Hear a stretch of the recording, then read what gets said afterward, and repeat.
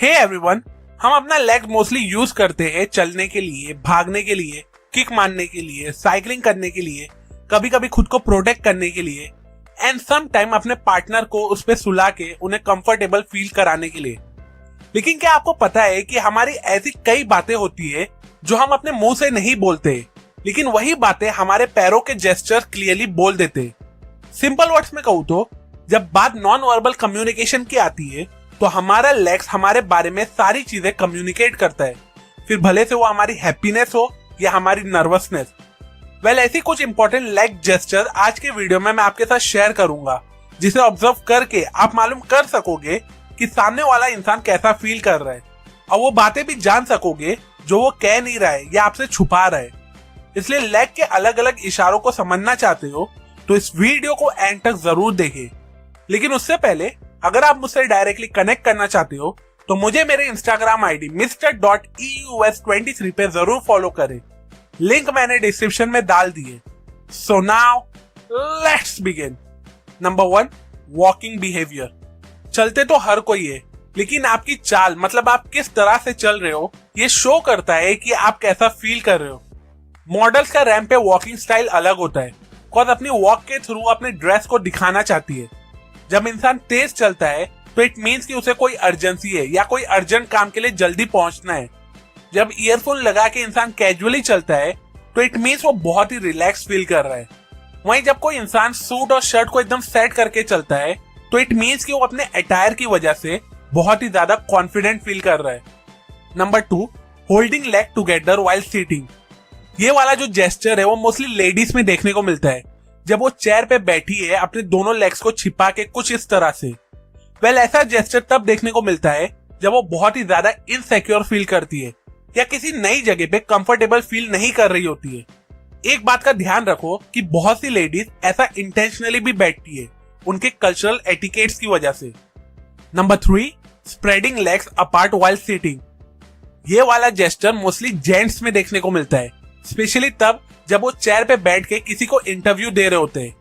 अब ऐसी सिचुएशन में वो अपने दोनों लेग्स को अलग करके दोनों के बीच एक डिस्टेंस रखते हैं, कुछ इस तरह का, विच शोज कि वो खुद को और अपने आंसर को लेके बहुत ही ज्यादा कॉन्फिडेंट है। Number 4, ankle locking. यूजुअली बात करते वक्त लोग नॉर्मल तरीके से बैठते कुछ इस तरह से, लेकिन फिर अचानक से वो अपने पैर के एंकल को एक दूसरे में मिला के लॉक कर देते कुछ इस तरह से। अब लोग सडनली ऐसा जेस्चर तब देते जब कोई कंट्रोवर्शियल बात डिस्कस हो रही होती है और उनके माइंड में कोई पॉइंट आता है जो वो बोलना चाहते हैं, लेकिन खुद को रोक रहे होते हैं या हेजिटेट फील कर रहे होते हैं वो पॉइंट बोलने के लिए। Number 5, crossing leg as barrier. अगर कंट्रोवर्शियल की तरह कोई ऐसे टॉपिक पे बात चल रही है जिससे सामने वाले को अनकंफर्टेबल फील हो रहा है, तो ऐसी सिचुएशन में वो अपने लेग्स को एक बैरियर की तरह यूज करता है और अपने एक लेग को दूसरे लेग पे रख लेता है कुछ इस तरह से, विच शोज कि उन्हें उस टॉपिक से या उससे रिलेटेड कोई तो बात से इश्यू है। Number 6, leg draping. ये जेस्चर तब देखने को मिलता है जब हम फ्रेंड्स या किसी क्लोज के साथ कम्युनिकेट कर रहे होते हैं। बेसिकली बात करते वक्त जब इंसान कॉन्फिडेंट या सुपीरियर फील करता है तो अपने लेग को स्ट्रेच करके टेबल, चेयर या किसी ऑब्जेक्ट पे रख के लंबा होके बैठता है कुछ इस तरह से। ऑफिसेस में कई बार बॉस लोग ऐसा बैठते हैं just to show their dominance and authority. Number 7, knee rubbing. जब खुजली होती है तो इंसान पर्टिकुलर बॉडी पार्ट को खुजाता है, फिर भले से वो नी वाला ही एरिया क्यों ना हो। लेकिन स्पेशली जब कोई इंसान बहुत ही ज्यादा स्ट्रेस, टेंशन में होता है या किसी चीज को लेके बहुत ही ज्यादा एक्साइटेड होता है, तो फिर ऐसी सिचुएशन में वो कंटिन्यूसली अपने नी के ऊपर वाले पार्ट को रब करते रहता है। Number 8, cross and uncross of legs while standing. ये एक कॉमन जेस्चर है जो आप कई बार ऑब्जर्व कियोगे। जब इंसान किसी पब्लिक सर्कल या फ्रेंड सर्कल में होता है और कुछ बातें चल रही होती है तो वो उस टाइम अगर कॉन्फिडेंट फील कर रहा होता है तो अपने लेग्स अपार्ट मतलब विश्राम पोजीशन में रखेगा कुछ इस तरह से। वहीं अगर वो थोड़ा नर्वस या लोनली टाइप फील करता है उस सर्कल में तो वो लेग्स को जोड़ के सावधान पोजीशन में खड़ा हो जाता है कुछ इस तरह से। Number 9, foot tapping. ये एक बहुत ही कॉमन बिहेवियर है जो आपको किसी इंसान में तब देखने को मिलता है जब उसका टाइम पास नहीं हो रहा होता है या म्यूजिक प्ले हो रहा होता है जिसे वो एंजॉय कर रहा होता है, या वो किसी चीज का वेट कर रहा था लेकिन अब वो बहुत इम्पेशेंट हो रहा है तो ऐसी सिचुएशन में भी उसकी टैपिंग और भी ज्यादा बढ़ जाती है। Number 10, toe wiggling. जब इंसान अकेले बैठ के किसी चीज के बारे में डीपली सोच रहा होता है और जिसे सोच के उसे बहुत ज्यादा अच्छा फील हो रहा होता है या एक्साइटेड होता है या किसी सरप्राइज का वेट कर रहा होता है, तो ये सभी इमोशन आपको उसके टो में देखने को मिलेंगे। मतलब उसका टो आपको विगल मतलब कुछ इस तरह से हिलता डुलता दिखेगा। मैं ऐसा जेस्चर तब भी यूज करता हूँ जब मुझे अपना बोर्डम या स्ट्रेस दूर करना होता है।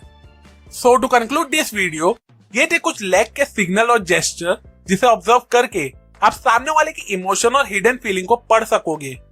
अप टू एंड ये बातें मैंने आपको the dictionary of body language book से बताई है। अगर आपको ये वीडियो यूजफुल लगी हो तो इसे अपने व्हाट्सएप ग्रुप में दूसरों के साथ जरूर शेयर करें, सो डेट वो भी इन लेग के जेस्चर और सिग्नल को पढ़ सके। अभी के लिए अगर आपको इस वीडियो से कुछ नया सीखने को मिला हो, जो आई एम श्योर मिला ही होगा, तो इस वीडियो को जरूर लाइक करें। कमेंट सेक्शन में मुझे जरूर बताओ कि अपने इमोशंस को इनडायरेक्टली शो करने के लिए आप इसमें से कौन से लेग जेस्चर मोस्टली यूज करते हो। सेल्फ एजुकेशन और बुक रीडिंग की हैबिट को ज्यादा से ज्यादा लोगों तक पहुंचाना मेरा मिशन है, तो मुझे मेरे इस मिशन में सपोर्ट करने के लिए मेरे यूट्यूब चैनल को जरूर सब्सक्राइब करें और हाँ, उस बेल आइकॉन पे क्लिक करना ना भूलें। And finally, thanks for watching.